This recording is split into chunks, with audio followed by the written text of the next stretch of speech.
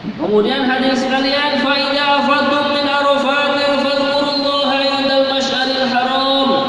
Makanya kalau orang itu sudah mencari karunia, rezeki, uang dan lain sebagainya dia dapatkan, kemudian dia bisa naik haji, dilanjutkan lagi, maka apabila kamu bertolak dari Arafah, ini tanggal 9 bulan Dzulhijjah, selesai mengerjakan wukuf di Arafah, kemudian Allah Subhanahu wa taala memerintahkan berzikirlah kepada Allah di Masy'aril Haram, yaitu kita diperintahkan untuk menuju tempat yang namanya Masy'aril Haram.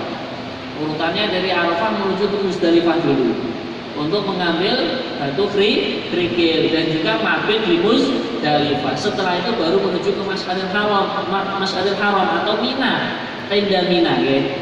Kemudian Allah Subhanahu wa taala mengatakan wadhkuruhu kama hadakum wa in kuntum min qablihi laminadh dhallin.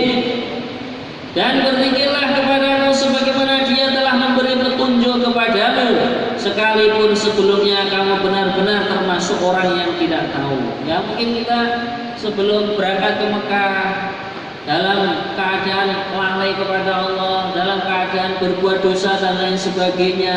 Nah, ketika kita sudah ditolong oleh Allah SWT, sudah itu perbuatan-perbuatan yang perlu kita lupakan. Bahkan jangan kita cerita-ceritakan aib-aib yang sudah ditutup oleh Allah, jangan dicerita-ceritakan kepada orang. Ini saatnya kita kembali dan tobat kepada Allah. Wabil khusus ketika orang sudah ditolong untuk haji, masya Allah. Ya, di sana untuk merenung perbuatan dosa, baik berupa perkataan ataupun kelakuan-kelakuannya yang menyimpang dari agama, sudah ditobati kepada Allah Subhanahu wa taala. Walaupun sebelumnya sudah terlanjur, ya. Tsumma afidu min haitsu afadun nas wastaghfirullah innallaha ghafurur rahim. Kemudian bertolaklah kamu dari tempat orang banyak bertolak, yaitu Arafah, dan mohonlah ampunan kepada Allah, sungguh Allah Maha Pengampun lagi Maha Penyayang.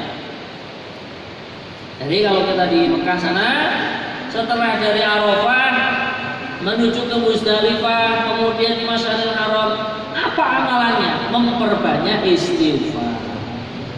Termasuk di dalam perjalanan selain baca talbiyah, labbaik Allahumma labbaik labbaik la syarika laka labbaik innal hamda wan ni'mata laka wal mulk la syarika lak. Baca salat Allahumma shalli ala sayyidina Muhammad wa ala ali sayyidina Muhammad wa sallim tasliman katsira, gitu.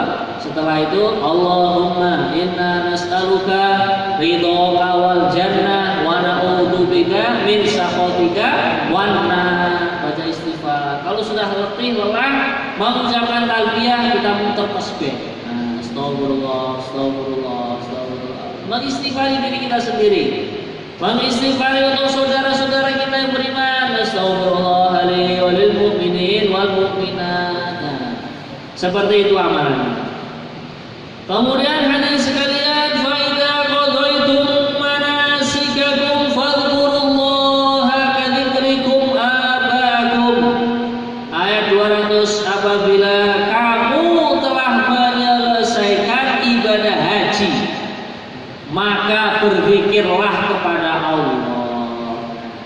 Setiap selesai amalan, ya, contohnya kita sudah memakai baju ihram, ya, kemudian mandi atau sebelumnya mandi dulu, ya, mandi ihram, kemudian memakai baju ihram, kemudian sholat 2 rakaat sunnah ihram, setelah itu istighfar, berzikir kepada Allah. Nah, kita selalu mensuasanakan seperti itu. Nanti jamaah dibawa ke Arafah, setelah wukuf di Arafah, ada amalan di sana yang namanya wukuf di Arafah tanggal 9 itu sholat jamak takdim duhur dan asar di waktu duhur. Kemudian yang dikerjakan lagi apa? Mendengarkan nasihat atau tausiah atau khutbahnya seorang ulama yang berhaji bareng dengan kita. Nah, setelah itu sibuk lagi zikir kepada Allah. Yang termasuk zikir membaca Al-Quran. Maka sebagian jamaah, ya, begitu sudah ihram langsung bawa Al-Quran, mushaf itu diletakkan di tas paspornya itu. Nah, kalau ada kesempatan baca Al-Quran itu juga boleh. Karena termasuk baca Al-Quran adalah dikategorikan zikir kepada Allah Subhanahu wa Ta'ala. Kemudian hadirin sekalian yang dirahmati Allah Subhanahu wa Ta'ala, sebagaimana kamu menyebut-nyebut nenek moyang kamu, ini orang Arab itu senang nyebut kebaikan-kebaikan kakeknya, ayahnya, neneknya, ya. Nah, istilahnya banggalah dengan orang-orang pendahulunya. Nah, maka di sini Allah mengalihkan supaya kalau orang dalam keadaan haji atau umroh, nah, yang disebut-sebut bukan makhluk, tapi yang didikiri adalah yang disebut-sebut adalah Sang Khaliq, yaitu Allah Subhanahu wa Ta'ala. Kemudian hadirin yang dimuliakan Allah Subhanahu wa Ta'ala, faminan nasi may yaqulu rabbana atina fid dunya wa ma lahu fil akhirati min khalaq. Sebagian orang mengatakan, maka di antara manusia ada yang berdoa, ya Tuhan kami, berilah kami kebaikan di dunia, nah, dan di akhirat tidak memperoleh bagian apapun. Jadi kata para ulama, orang yang ditolong oleh Allah untuk bisa berbuat doa, wabil khusus ketika di tanah suci Mekah ataupun Madinah, jangan lupa doanya jangan urusan dunia saja, ya. Doanya adalah minta kebaikan baik di dunia maupun di akhirat, ya, minta diberi kelonggaran rezeki, diberi sehat walafiat, diberi anak-anak yang soleh dan soleha, putra-putri yang soleh dan soleha, cucu-cucu yang soleh-soleha. Begitu juga minta kebaikan di akhirat. Kebaikan di akhirat apa? Di dunia ini kita minta dimudahkan untuk amal dan iman, ya, untuk berbuat akhlakul karimah. Nanti ketika mati diberi husnul khotimah. Nanti kalau di kuburan diberi apa? Diberi kebebasan dari pertanyaan malaikat munkar dan nakir. Nah, di kuburan diberi permadani, diamparkan permadani dari surganya Allah. Nanti di hari kebangkitan, di hari mahsyar, kita diberi naungan oleh Allah Subhanahu wa Ta'ala di bawah arsy. Amin ya. Nah, itu kita minta hadirin sekalian. Kalau tidak diminta, ya namanya orang itu tergantung apa yang dia doakan ketika di dunia, ya. Maka dikatakan bahwasanya dunia adalah ladang atau sawahnya akhirat. Nah, dunia mazratul akhirah, gitu. Dunia adalah sawah atau ladangnya akhirat. Berarti sejauh mana kita garap sawah kita ketika di dunia, ya sejauh itulah panen atau hasil yang akan kita peroleh di akhirat. Kemudian di dalam ayat berikutnya, kalau ini ayat yang ini menerangkan kalau orang kok mintanya kebaikan-kebaikan itu yang akan diberi oleh Allah, akan tetapi jangan salahkan, nanti kalau di akhirat tidak ada jatah atau bagian apapun. Wa ma lahu fil akhirati min khalaq.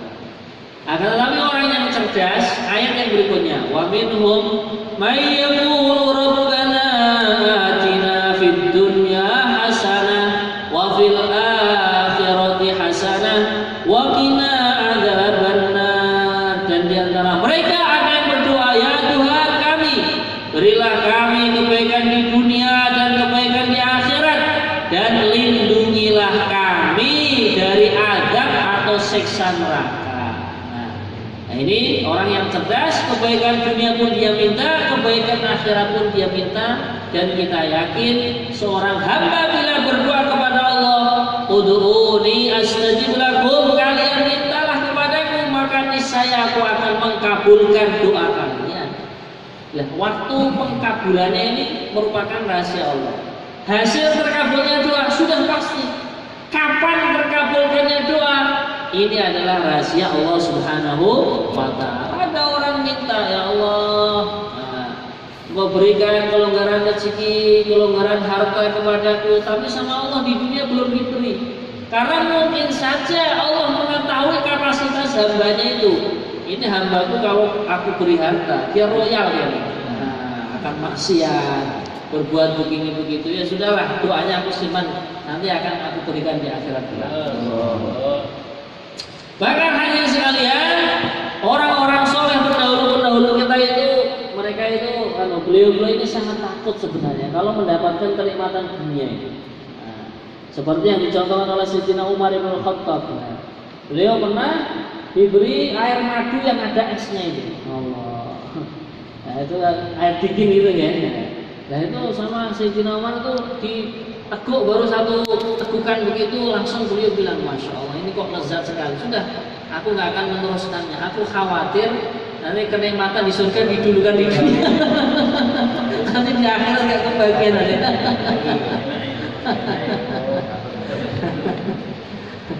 Sama juga Kiai Fatah kemarin itu cerita ya. Kiai Mahmud itu ayah beliau rahimahullah, Kiai Mahmud pernah ya, itu putra putrinya itu beli es apa nih, es tebu lah apa nih. Akhirnya Kiai Mahmud tuh minta itu, apa itu dong itu? Anu Pak, ini es tebu atau es apa gitu ya. Terus beliau baru satu sopo, es kok segernya kayak begini ya. Sudah nggak saya teruskan. Aku takut nanti kenikmatan itu di surga dikurangi oleh Allah supaya menikmati segernya es ini ya. Nah maka itulah hadirin sekalian, bagaimana kisah-kisah inspirasi dari sesepuh kita atau orang-orang baik ini semoga menjadi pelajaran untuk kita ya. Kemudian Allah Subhanahu wa taala berfirman, ulaika lahum nasibum mimma kasabu wallahu sari'ul hisab. Mereka itulah yang memperoleh bagian dari apa yang telah mereka kerjakan dan Allah Maha cepat perhitungannya. Makanya ya orang yang minta kebaikan di dunia ya Allah akan beri, yang minta kebaikan di akhirat juga Allah beri. Tapi jangan lupa kalau sudah diberi kebaikan-kebaikan, kenikmatan-kenikmatan, kita tetap meyakini Allah akan menghisap semuanya itu. Ini kata orang tua kita, itu segala sesuatu itu akan dihisap oleh Allah Subhanahu wa taala. Katanya apabila merasa itu harta-hartaku, itu jabatan-jabatanku. Tapi kalau kita merasa ini hanya semata-mata titipan, semua miliknya Allah, itu gak ada hisapnya. Nah, maka inilah hadirin sekalian, bagaimana apalagi kita sudah mendekati bulan Ramadan, beberapa hari lagi perkiraan hari Ahad ya. Hari Ahad ya. Maka bagaimana kita persiapkan untuk menyongsong datangnya bulan Ramadan ini dengan memperbanyak istighfar, sehingga nanti di bulan Ramadan Allah tolong kita semua untuk full bisa sholat raweh 20 rakaat ditambah witirnya 3 rakaat, siang harinya full biar bisa puasa sepanjang bulan Ramadan. Amin Allahumma amin. Wabil khusus malam harinya Allah tolong kita semua untuk mendapatkan malam Lailatul Qadar. Maka ini kita disarankan oleh masyayikh kita, guru-guru kita, kalau akhir Sya'ban begini banyak istighfar, kemudian minta maaf kepada sanak family, jangan memutus tali hubungan dengan sanak family ya. Yang Jawa itu ngajarin apa? Ater-ater itu ya. Nah, istilahnya megengan anu ya. Ini supaya apa? Sebenarnya tahawuran supaya kita sedekah kepada family kita nanti di bulan Ramadan ditolong oleh Allah untuk ibadah yang maksimal. Insyaallah. Apalagi di pondok kita, di masjid kita terakhir sini ada tarawih 30 juz ya. Nanti malam-malam itu yang longgar, ya bisalah sama keluarganya nengok-nengok tarawih 30 juz insyaallah ya. Baik, sebelum kita akhiri dengan kafaratul majlis, mungkin ada yang bertanya dari ayat-ayat yang telah kita bacakan. Nggih, monggo Haji. Ada 3 yang merusak pahala haji. Nggih. Wala jidala, wala kusufa, wala rafatha, wala kusum. Itu secara bahasa artinya apakah sama atau berbeda? Kemudian yang kedua, kemarin saya mengikuti pengajian lewat YouTube, yang terkenal tidak bermadhab itu. Intinya dosa yang diampuni itu hanya dosa-dosa yang tidak sengaja. Ada dalilnya Al-Quran, saya lupa. Terus saya bertanya lagi pada ulama tertentu, yang tidak diampuni hanya yang karena kemusyrikan, kesyirikan. Tapi kalau Allah mau menghindari musyrik kan, kalau Allah menghindari juga diampuni juga. Ini bagaimana maksudnya? Amalan-amalan katanya seperti yang pertengahan makfirah, sahrul makfirah. apakah semua dosa kecil maupun besar juga diampuni? Ya, baik. Pertanyaan yang pertama, apakah sama antara rofas, khusuk dengan jidal? Ya, kalau rofas ini dia lebih spesialis ke arah pembicaraan suami istri atau perbuatan yang istilahnya mengarah ke sana. Contohnya mencium, merangkul, ya. Kalau kita sedang haji atau umroh, sudah ihram, ya ini kita tinggalkan semua. Mencium nggak boleh? Ya.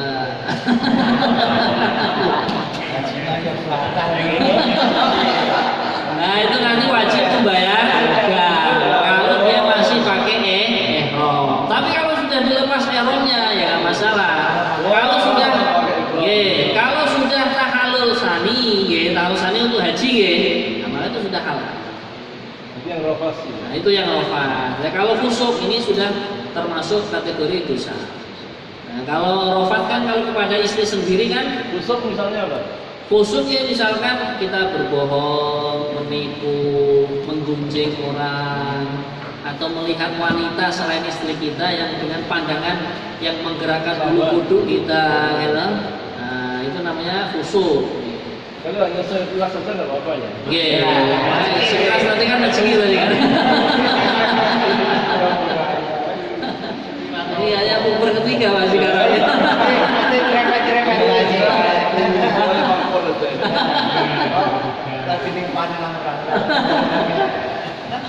Lah ini kalau jidal itu tidak sampai dosa, cuman kan mengeraskan hati, engkel-engkelan misalnya. Misalkan kita dalam satu rombongan ada yang teman-teman yang bermadzhab Syafi'i, ada yang Hanafi, ada mungkin teman-teman yang tidak bermadzhab. Ya sudah kita berjalan sesuai keyakinan masing-masing. Kan lebih enak gitu. Nggak usah komentari gitu. Pokoknya jenengan biasa kalau bermadzhabkan Maliki ya silakan, bermadzhabkan Hambali ya silakan. Kan lebih enak. Lebih longgar ya.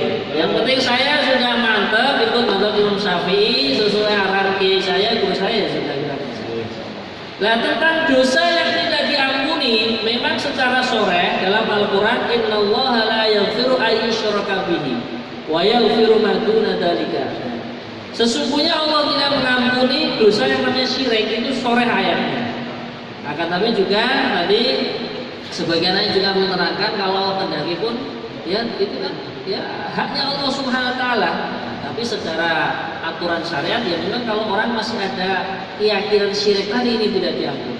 Adapun dosa yang lain disengaja atau tidak sengaja, kata Imam Nawawi yang penting dia ada niat taubat, kemudian ada rasa menyesal, kemudian niat tidak mengulangi lagi. At-taibu minadz dzambi kaman la dzambal. Orang yang sudah bertobat dari dosa seakan-akan nggak ada dosa baginya. Jadi di sini tidak ada keterangan dosa yang tidak diampuni itu yang disengaja. Kalau tidak sengaja diampuni tidak. Intinya manusia selain Nabi dan Rasul tidak ada jaminan maksum.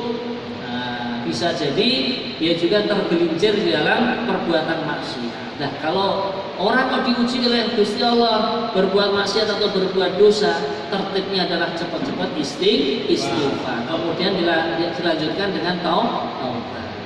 Nah, itu syaratnya taubat. Kalau di dalam kitab Riyadhus Shalihin itu minimalnya ada 3 kan? Nah, istighfar, menyesal, kemudian niat untuk tidak mengulangi. Kalau kaitannya dengan hak adami, misalkan dulu kita pernah punya hutang belum nyaur ya, sekarang disaur. Atau dulu pernah gosok sandalnya orang kan, kita tahu itu sandalnya teman kita misalkan. Nih kita minta ikhlasnya. Dulu sandal saya gosok sampai hilang misalkan ya, saya ganti sekarang gitu. gitu. Atau minta diikhlaskan.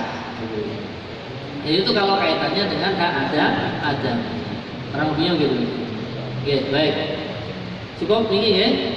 Oke, baik kita akhiri dengan bacaan kafaratul majlis. Subhanallah wa bihamdihi. Asyhadu an la ilaha illa anta astaghfiruka. Kurang lebihnya mohon maaf. Wassalamualaikum warahmatullahi wabarakatuh.